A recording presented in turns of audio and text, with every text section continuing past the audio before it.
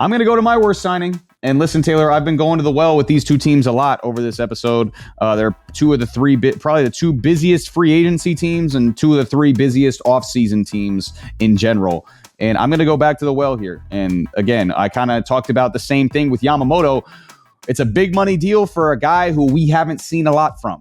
And I'm going to go to the San Francisco Giants signing Jung-Hoo Lee to 6 years, $113 million deal. Now, do I think he's going to be a solid big league option for the San Francisco Giants? I do. Just like the Yamamoto contract, I don't think he's going to be a bad player. His numbers in the KBO were great, and I love his contact bat, a skill that is 100% underappreciated in today's baseball. I just had an argument with somebody on TikTok that said that Luis Arraez was an average player. Okay, he was an average player because he's not great defensively, and they're, what you're just looking at his batting average. Like, yeah, dude, he just won the batting title back-to-back years. He doesn't strike out at all. Contact-oriented players are really, really important, obviously. But again, this was a massive overpay to me. A lot of projections had his contract at around 5 years, $50 million before he signed this deal. He gets an extra year and obviously a ton more AAV, and it's actually a $132 million deal for the Giants because they had to pay the $19 million posting fee for his KBO team. So again, there's that extra little fee there. On the good side, again, he's going to provide a lot of contact. Like I said,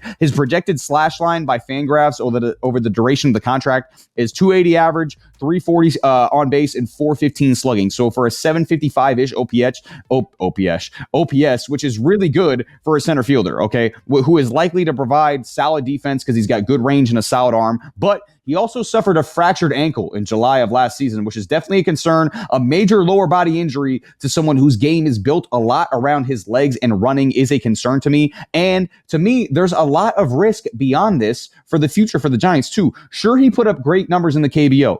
The MLB is a completely different animal, okay? Average fastballs in the KBO are around 90. Average fastballs in the MLB are around 95 and above. Anybody who's seen the difference between a 90-mile-per-hour fastball and a 95 and above mile-per-hour fastball knows it ain't even the same. It ain't even the same pitch. It's a completely different pitch. That thing gets on you so much faster when it's 95 and above compared to where it's the low 90s, okay? So if you look at Lee's slash lines in the KBO versus fastballs 94 and above, 276 average, which you can take, 300 on base, which you will not take, 379 slugging, which you will not take, for a 679 OPS on fastballs 94 and above. And that's going to be every single game in MLB. Every single game, you are going to be seeing 94 mile per hour fastballs and above. So this first year could get especially rough for Lee, seeing fastballs consistently in the upper 90s. And if you struggle year one, especially out the gate with a big contract in a completely different country, again, kind of where I mentioned, like with Yamamoto, where you don't speak that language, where a lot of Bay Area fans expected you to perform, where you got a contract that expects you to perform,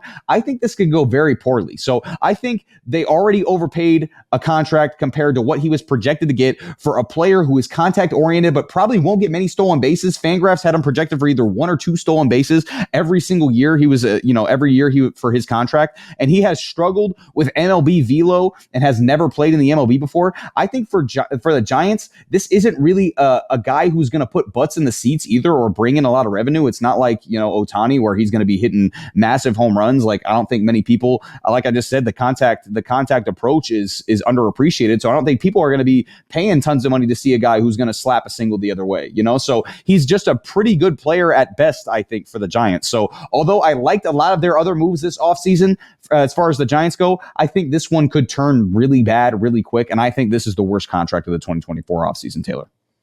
I was really close to putting this one on my list as well because I was really excited for Jung-Hoo Lee. Yeah, definitely. I'm a big fan. It seems like a good kid.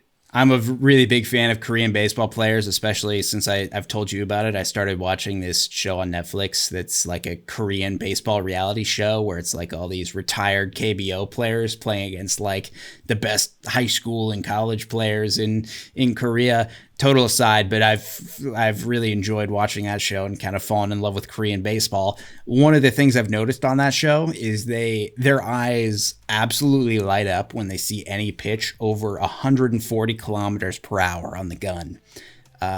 When you convert that to miles per hour, that's about 87 miles per hour. So they're really impressed by 87 miles per hour. And even if you bump that up to 150 kilometers per hour, which they go absolutely nuts over, that's 93.2. Maybe the best argument I can give for this being maybe not as bad of a signing is splitter usage, I think, is going to blow up across the league this year.